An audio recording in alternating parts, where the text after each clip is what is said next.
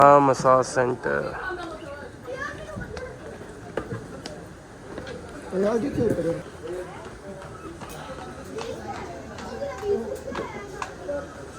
तो गाइस वैष्णो देवी की चढ़ाई करते करते हम लोग काफ़ी थक गए थे, तो हम लोग अभी मसाज सेंटर में बैठे हुए हैं। ये देखिए ये लोग मसाज करवा रहे हैं, अभी सब करवाएंगे धीरे धीरे। और बेटा कैसा लग रहा है? और आफ्ताब जी? अरे Tunni, how you feel? You feel good?